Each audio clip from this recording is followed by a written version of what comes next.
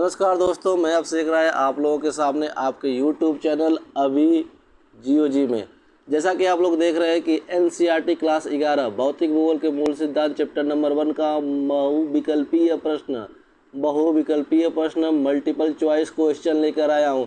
बहुत ही important question है। आप वीडियो के आखिर तक लगे रहिएगा क्योंकि ये सारे प्रश्न आपके KVS, नवोदय हो या चाहे बिहार बोर्ड ही क्यों ना हो, मतलब कि आप क्लास 11 से लेके आप जितने भी कम्पिटिटिव एग्ज़ाम हो, चाहे वो किसी भी लेवल का एग्ज़ाम हो, उसमें ये क्वेश्चन आने ही आने हैं।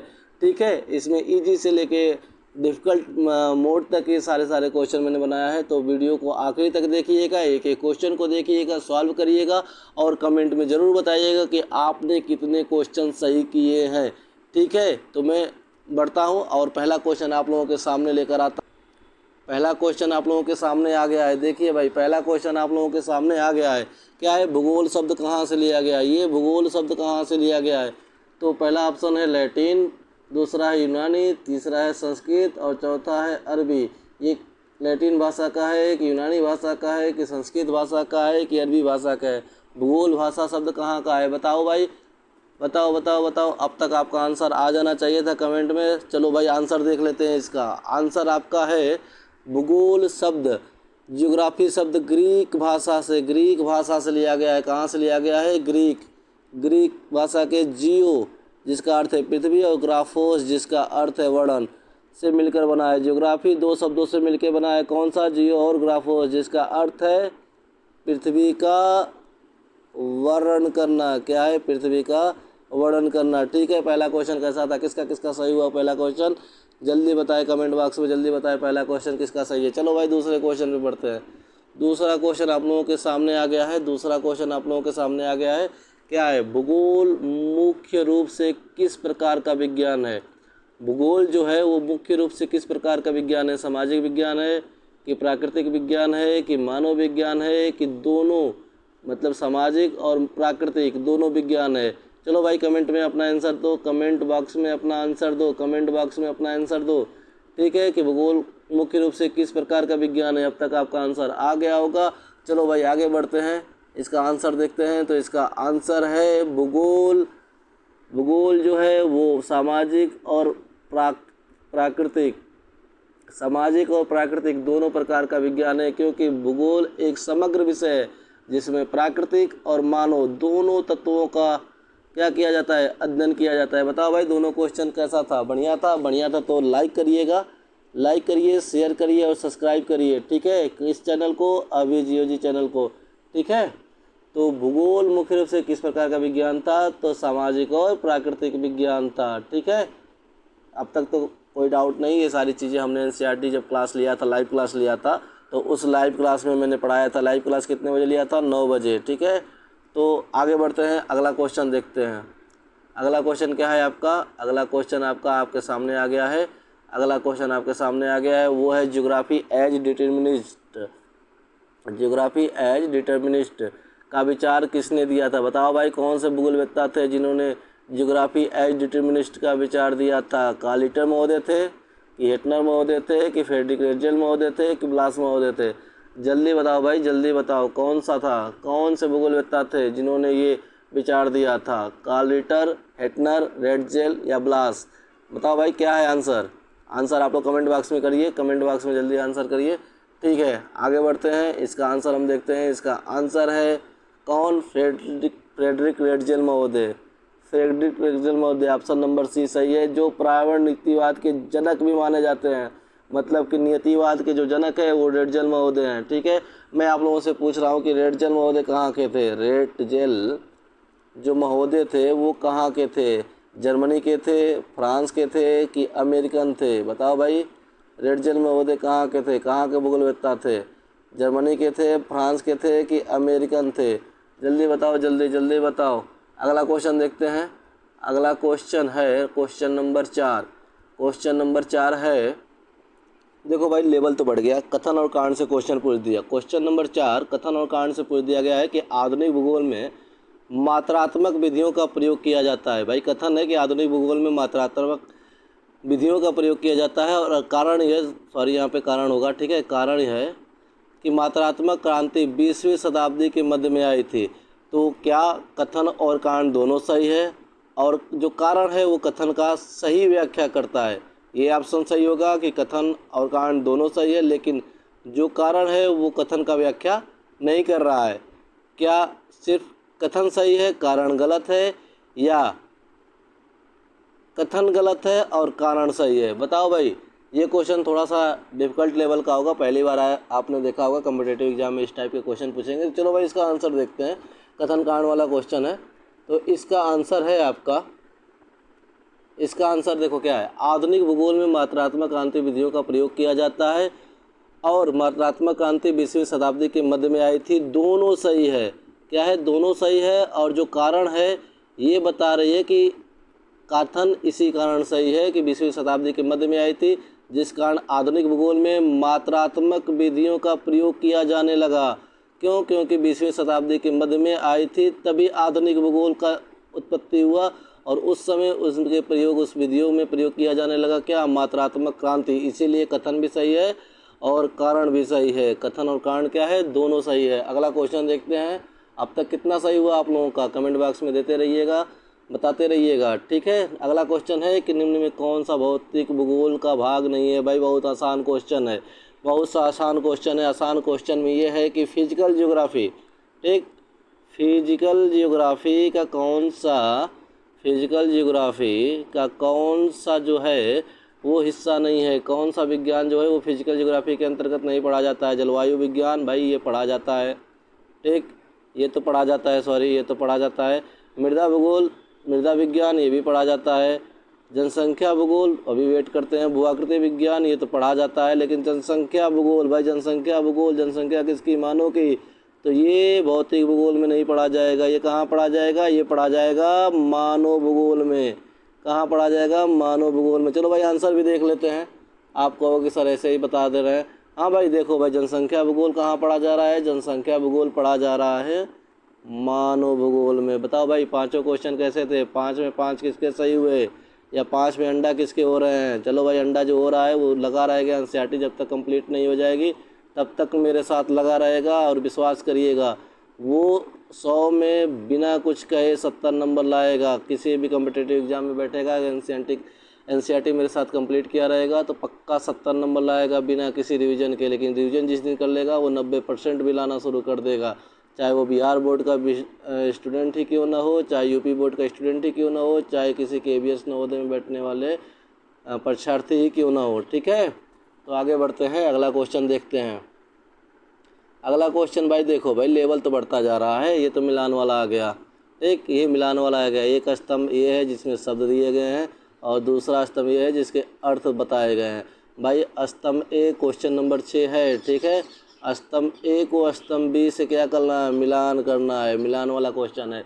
अभी आपने कथन कारण भी देखा, अभी आपने मिलान भी देख लिया, ठीक है। मतलब कि क्वेश्चन अच्छे अच्छे इसमें भरे गए हैं, ठीक है। आखिर तक जुड़े रहिएगा, एक से बढ़िया, एक से बढ़ के एक क्वेश्चन होगा। अच्छा ये बताओ अब तक क्वेश्चन बढ़िया लगा? अगर क्वेश्चन बढ़िया लगा तो लाइक कर दो भाई, शेयर कर दो अपने दोस्तों के बीच, और चैनल को सब्सक्राइब कर दो, जिससे मैं भी मोटिवेट हूँ और आप लोगों के लिए मेहनत दिन दूना रात चौगुना करूँ, ठीक है। तो अगला क्वेश्चन, ये क्वेश्चन पढ़ते हैं। स्तंभ वाले में दिया है शब्द एक भूगोल है, दूसरा शब्द है GIS, तीसरा शब्द है स्थानिक विश्लेषण, और चौथा शब्द है क्षेत्रीय अध्ययन। क्षेत्रीय अध्ययन। तो भूगोल शब्द क्या था? पृथ्वी का विवरण था, पृथ्वी का अध्ययन था, पृथ्वी का व्याख्या था। भाई पहला तो पहला मिल रहा है ना। GIS क्या था? भौगोलिक सूचना तंत्र। भाई ये दूसरा का तो दूसरा मिल रहा है, ये भी ठीक है। स्थानीय विश्लेषण, किसी स्थान की विशेषता का अध्ययन। भैया स्थानिक विश्लेषण तो यही होगा ना कि किसी स्थान की विशेषता का हम अध्ययन करें, किसी स्थान की विशेषता का अध्ययन करें। तो इसका मतलब कि ये भी मिल रहा है, इसका मतलब कि ये भी मिल रहा है।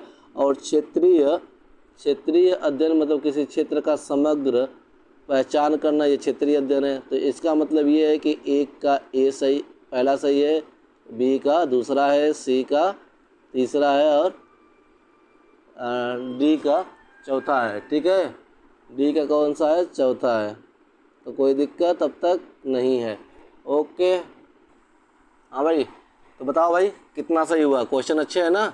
अगर क्वेश्चन अच्छे हैं तो फिर भाई फिर से कहूँगा शेयर कर दो, आगे बढ़ते हैं, अगला क्वेश्चन देखते हैं। अगला question, question number 7। Question number 7 ये पूछ रहा है कि भूगोल का उद्देश्य, मतलब ये तो परिभाषा है, बताओ भाई किसने ये परिभाषित किया था कि भूगोल का उद्देश्य धरातल की क्षेत्रीय या प्रादेशिक विभिन्नता का वर्णन और व्याख्या करना है। किसने कहा था? ये मैंने पढ़ाया भी था लेक्चर, हमको लग रहा है तीसरे में, जब मैं आखिरी लेक्चर ले रहा था चैप्टर नंबर 1 का लाइव वाले में, तो आपने इसको बताया था कि 2 परिभाषाएँ दी गई थी, ठीक ना। तो भूगोल का उद्देश्य धरातल के प्रादेशिक या क्षेत्रीय विभिन्नता का वर्णन और व्याख्या करना, ये किसने, ये कथन किसका है, ये परिभाषा किसकी है? तो बताओ भाई, ये परिभाषा अलेक्जेंडर महोदय की है कि एटनर महोदय की है, रेडजन महोदय की है कि हार्टसोन महोदय की है? भाई बताओ, ये इंपॉर्टेंट क्वेश्चन है, स्टार वाला क्वेश्चन है, ठीक ना। जल्दी बताओ, जल्दी बताओ। चलो इसका आंसर देखते हैं। तो इसका आंसर है भाई, देखो स्टार वाली बात पे आ गई तो स्टार लग भी गया आंसर के सामने कि ये हार्टसन महोदय ने बताया था कि भूगोल का उद्देश्य क्या है, क्षेत्रीय या प्रादेशिक जो विभिन्नता है उसका क्या करता है, वर्णन और व्याख्या करता है। चलो भाई आगे बढ़ते हैं, अगला क्वेश्चन देखते हैं बिना देरी किए। तो क्वेश्चन नंबर, एक मिनट, क्वेश्चन नंबर 8 है कि भूगोल की कौन सी शाखा, अरे आसान क्वेश्चन आ गया, कौन सी भूगोल की शाखा जलवायु का अध्ययन करता है? भाई देखो, जलवायु, जियोमॉर्फोलॉजी, क्लाइमेटोलॉजी, पेडोलॉजी या हाइड्रोलॉजी। वाह भाई वाह, क्वेश्चन बनाने वाले ने भी क्या दिमाग लगाया है। यहाँ हिंदी, यहाँ इंग्लिश दे दिया है।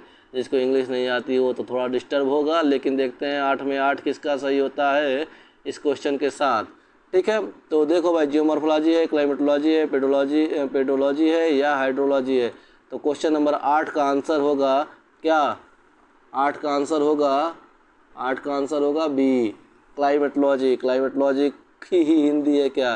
क्लाइमेटोलॉजी की ही हिंदी है आपकी क्या? जलवायु विज्ञान, ठीक है। जलवायु विज्ञान मतलब भूगोल की क्लाइमेटोलॉजी शाखा में ही जलवायु का अध्ययन किया जाता है। चलो भाई ये भी सही हो गया।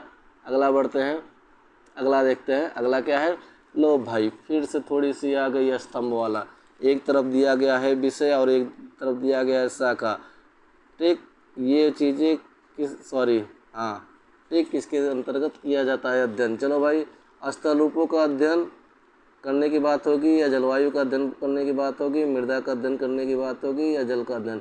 अभी पिछले जितने भी 8 क्वेश्चन किए हैं, थोड़ा सा भी दिमाग लगाओगे ना, ये क्वेश्चन सही कर जाओगे। भाई बताओ, ए का क्या होगा, बी का क्या होगा, सी का क्या होगा, डी का क्या होगा? मैचिंग करो, मैचिंग। पहले का ए का क्या है, बी का क्या है, सी का क्या है और डी का क्या है? तो स्थल रूपों का अध्ययन किस में किया जाता है? जियोमॉर्फोलॉजी। एक का ए, जलवायु का अध्ययन बी का 2, मृदा का अध्ययन सी का 3, जल का अध्ययन डी का 4। बताओ भाई, ठीक है? क्वेश्चन पसंद आ रहा है? अगर क्वेश्चन पसंद आ रहा होगा तो फिर से मैं कहूँगा भाई लाइक कर दो, शेयर कर दो, सब्सक्राइब कर दो, क्योंकि भूगोल की एनसीईआरटी पूरी की पूरी एनसीईआरटी कहाँ पढ़ाई जाएगी? पूरी की पूरी एनसीईआरटी पढ़ाई जाएगी अभी जियोजी सर के चैनल पे, अभिषेक सर के चैनल पे पढ़ाई जाएगी। किसके सर चैनल पे पढ़ाई जाएगी? अभिषेक सर के चैनल पे पढ़ाई जाएगी। पूरे डिटेल में एक एक शब्द के निचोड़ पढ़ाए जाते हैं यहाँ पे, ठीक है। अगला चलते हैं, अगला देखते हैं। चलो भाई अगला देखते हैं। अगला क्वेश्चन क्या है आपका? अगला क्वेश्चन आ गया आपके सामने, क्वेश्चन नंबर 10। क्वेश्चन नंबर 10 आ गया कि भूगोल की वह शाखा जो मानव समाज की गतिविधियों का अध्ययन करता है। भूगोल की वो शाखा जो मानव समाज की गतिविधियों का अध्ययन करता है वो है भौतिक भूगोल, मानवीय भूगोल, क्षेत्रीय भूगोल या पर्यावरण भूगोल। बताओ भाई, कौन सा भूगोल की वो शाखा है जो मानव समाज की गतिविधियों का अध्ययन करता है? तो वो है आपका मानवीय भूगोल। क्या है आपका? मानवीय भूगोल। चलो भाई आंसर देख लेते हैं। आंसर भी भाई सही है, मानवीय भूगोल है। आंसर भी क्या बता रहा है? मानवीय भूगोल है। आंसर भी आपका मानवीय भूगोल बता रहा है, ठीक है। मानवीय भूगोल आंसर है। आगे बढ़ते हैं, अगला देखते हैं। अगला आपका है क्वेश्चन नंबर 11। क्वेश्चन नंबर 11 ये बता रहा है कि भूगोल में जीआईएस और रिमोट सेंसिंग का प्रयोग होता है। भूगोल में जीआईएस और रिमोट सेंसिंग का प्रयोग होता है केवल इतिहास के लिए, भौगोलिक आंकड़ों के विश्लेषण के लिए। थोड़ा शब्दों को ध्यान से पकड़ेंगे ना तो आपको आंसर आ जाएगा। धार्मिक अध्ययन के लिए, कानूनी व्यवस्था के लिए। भाई इतना आसान क्वेश्चन है, इतना हलवा क्वेश्चन है, इसका सीधा सीधा आंसर क्या है? बी, भौगोलिक आंकड़ों के विश्लेषण के लिए। चलो भाई आंसर भी देख लेते हैं। इसका आंसर यही है, भौगोलिक आंकड़ों के विश्लेषण के लिए। अगला क्वेश्चन देखते हैं, क्वेश्चन नंबर 12। क्वेश्चन नंबर 12 थोड़ा सा बढ़िया क्वेश्चन आ गया फिर से कथन कारण में। तो कथन ये है कि फ्रेडरिक रेडजेल को पर्यावरण नियतिवाद के प्रवर्तक के रूप में माना जाता है। ठीक है, ये कथन कहता है कि जो फ्रेडरिक रेजल महोदय थे, अब मैंने पूछा था ना कहाँ के हैं बताओ, ठीक, पर्यावरण नियतिवाद के प्रवर्तक माना जाता है। तो कारण इसने दिया क्योंकि उन्होंने कहा कि मानव पूरी तरह प्राकृतिक पर्यावरण पर निर्भर है। उन्होंने ये बताया कि जो मानव है ना वो पूरा पर्यावरण प्राकृतिक पर्यावरण पर निर्भर है। तो बताओ भाई दोनों कथन कारण सही है और जो कारण है वो कथन का व्याख्या कर रहा है कि नहीं कर रहा है? अच्छा ये बताओ, कथन कारण दोनों सही है लेकिन कारण जो है व्याख्या नहीं कर रहा है, कि कथन सही है कारण गलत है, कि कथन गलत है कारण सही है? तो इसका आंसर फिर से मैं यही बताऊंगा कि भाई दोनों सही है और आर जो कथन कारण है, रीजन जो है वो कथन का क्या कर रहा है, व्याख्या कर रहा है। ठीक है, अगला देखते हैं। आंसर भी देखो भाई, आंसर यही बता रहा है, आंसर भी यही बता रहा है कि रेडजल ने माना था कि मानव पर्यावरण से नियंत्रित है, जिसे नियतिवाद की नींव पड़ी। जो पर्यावरणवाद है ना, पर्यावरणवाद नियतिवाद जिसे कहा जाता है, उसकी नींव यही माना गया। रेडजल महोदय ने माना कि मानव पर्यावरण से नियंत्रित होता है, ठीक ना, तभी से नींव पड़ गई कि नियतिवाद एक विचारधारा उत्पन्न हो गई। ठीक है, तो मतलब यहाँ पे इन्होंने मान लिया है कि कथन कारण दोनों सही है और कारण कथन की सही व्याख्या कर रहा है। आगे बढ़ते हैं, अगला क्वेश्चन आपका है क्वेश्चन नंबर 13। एक मिनट, हम तो पहले ही बढ़ गए क्या? आंसर के साथ आ गया क्वेश्चन नंबर 13 भाई, चलो ठीक है। क्वेश्चन नंबर 13 तो आपको आंसर के साथ ही मिल गया, ठीक है, लेकिन फिर भी पढ़ लेते हैं कि भूगोल में भूगोल की विश्लेषणात्मक जो विधि है, विश्लेषणात्मक जो विधि है वो कौन सी नहीं है?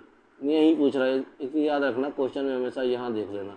अगर ये नहीं देखोगे ना तो हमेशा क्वेश्चन आप गलत करके चले जाओगे। तो मात्रात्मक पद्धति यहाँ ध होगा, ठीक ना, यहाँ पद्धति होगा, पद्धति, ठीक, तुलनात्मक पद्धति, भावनात्मक पद्धति और स्थानिक पद्धति। तो भाई ये तो तीनों हैं, भूगोल में तीनों पद्धतियों का अध्ययन किया जाता है, लेकिन भावनात्मक पद्धति इमोशन का कहीं बात नहीं हुआ है, इमोशन का बात ना हमारे भूगोल में कहीं नहीं हुआ है। ठीक है, चलो भाई 14 नंबर क्वेश्चन देखते हैं, क्वेश्चन नंबर 14 देखते हैं। लो भाई फिर से एक बढ़िया क्वेश्चन आ गया आप लोगों के सामने। ये मैंने पढ़ाया था, पहला ही क्लास था, पहला ही चैप्टर हमको लग रहा है लेक्चर था, जिसमें भूगोल को अंतर विषयक विषय माना गया है। ठीक है, भूगोल को अंतर विषयक इंटरडिसिप्लिनरी जो विषय है वो माना गया है। कारण क्या था कि भूगोल केवल प्राकृतिक घटनाओं का अध्ययन किया जाता है। ठीक, इन्होंने ये बताया, कथन बोला है कि भूगोल को अंतर विषयक विषय माना गया है और कारण दे रहा है कि भूगोल में केवल प्राकृतिक घटनाओं का अध्ययन किया जाता है। ठीक, तो ये बताओ कथन कारण दोनों सही है और कारण के ही कथन सही हो रहा है, सही व्याख्या कर रहा है कि कथन कारण दोनों सही हैं, लेकिन कारण कथन की सही व्याख्या नहीं कर रहा है, कि केवल कथन सही है और कारण गलत है, कि कथन गलत है और कारण सही है। भाई इसका आंसर दो, इम्पॉर्टेंट क्वेश्चन है, वेरी वेरी इंपॉर्टेंट है, वेरी वेरी इंपॉर्टेंट क्वेश्चन है। बताओ भाई इसका आंसर, इसका जो आंसर करेगा, मुझे याद है कि वो अब तक, मुझे आशा है कि वो अब तक 14 में 14 सही क्वेश्चन किया होगा। जो इसका आंसर सही किया होगा वो 14 में 14 क्वेश्चन सही किया होगा।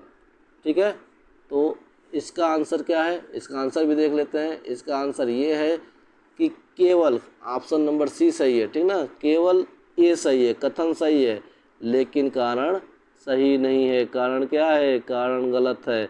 जब कारण गलत हो गया तो सही व्याख्या करवे नहीं करेगा। ठीक, भूगोल एक अंतर विषय है क्योंकि मानव, समाज और प्रकृति को सम्मिलित अध्ययन करता है। वो मानव को भी देखता है, समाज को भी देखता है, प्रकृति को देखता है। आर गलत है क्योंकि यह केवल प्राकृतिक घटनाओं का अध्ययन नहीं कर रहा है, उसके साथ साथ क्या कर रहा है, सामाजिक घटनाओं का भी अध्ययन कर रहा है, मानवीय घटनाओं का भी अध्ययन कर रहा है। ठीक है, कैसा लगा ये क्वेश्चन? अब तक अगर क्वेश्चन बढ़िया लगा होगा तो लाइक करिएगा, शेयर करिएगा, सब्सक्राइब करिएगा। आगे बढ़ते हैं, आगे भी क्वेश्चन है। ठीक है, क्वेश्चन नंबर अगला क्या है आपका 15। क्वेश्चन नंबर 15 देखो कि भूगोल धरातल के विभिन्न भागों में कार्यात्मक रूप से संबंधित तथ्यों में विभिन्नता का अध्ययन करता है। भाई एक और कथन आ गया, बताओ भाई ये कथन किसका है कि भूगोल धरातल के विभिन्न भागों में कार्यात्मक जो रूप है उससे संबंधित तथ्यों की भिन्नता का अध्ययन करता है। हेटनर महोदय ने कहा था, रेडजल महोदय ने कहा था, कि ब्लास महोदय ने कहा था, कि रिटर महोदय ने कहा था। इसका आंसर दो भाई, इसका आंसर दो। और ये आज का आखिरी क्वेश्चन है 15 का 15, जो कहीं सही किया होगा कमेंट बॉक्स में करेगा ठीक, कमेंट बॉक्स में अपना कमेंट करेंगे कि भाई हमारा 15 का 15 क्वेश्चन सही है। ठीक है, और क्वेश्चन कैसा बना था ये भी बता देंगे कि क्वेश्चन कैसा बना था। क्वेश्चन पसंद आया होगा तो लाइक कर दीजिएगा, शेयर कर दीजिएगा, सब्सक्राइब कर दीजिएगा। चलो भाई, इसी का हम वो भी देख लेते हैं, आंसर भी देख लेते हैं। तो आंसर इसका है क्या, स्टार लगा हुआ है, इंपॉर्टेंट क्वेश्चन है। ठीक, अल्फ्रेड हेटनर महोदय ने वो कहा था कि भूगोल धरातल के विभिन्न भागों का कार्यात्मक रूप से संबंधित तत्वों में भिन्नता का अध्ययन करता है। ऑप्शन नंबर ए सही है, इंपॉर्टेंट क्वेश्चन है, सदाबहार क्वेश्चन है। ठीक, तो ये सारी चीज़ें थी। अब तक 15 का 15 क्या था, 15 का 15 क्वेश्चन था। ठीक है, 15 का 15 क्वेश्चन था और कितने सही किया आपने, बताओ बताओ भाई, 15 में 15 कितने लोगों ने सही किया। ठीक, और क्वेश्चन का लेवल कैसा था ये भी बता देंगे। क्वेश्चन कैसा बना था, अच्छा बना था कि बहुत अच्छा बना था। ठीक, तो धन्यवाद, अब तक आप लोगों ने जुड़ा और मुझको सुना। ठीक, क्वेश्चन को पढ़ा, आंसर दिया। और ये मेरा चैनल है अभी जियोजी, ठीक ना, अभी जियोजी चैनल है। इस चैनल को आप लाइक कर दीजिएगा, शेयर कर दीजिएगा, सब्सक्राइब कर दीजिएगा। और सब्सक्राइब करेंगे तो उसके बगल में एक बेल आइकन होगा, उस बेल आइकन को दबाना मत भूलिएगा, क्योंकि जब भी वीडियो पड़ेगी आपके पास नोटिफिकेशन के माध्यम से जब इसको दबाए रहेंगे तभी पहुँचेगा। ठीक है, तो आपके अपने चैनल कौन सा, अभी जियोजी सर में आपका स्वागत है। अभी जियोजी चैनल में आपका क्या है, स्वागत है। ठीक है, आपका ये चैनल है, आप इस चैनल को जितना प्यार देंगे वो चैनल इतना ही आगे बढ़ेगा। धन्यवाद, थैंक यू सो मच।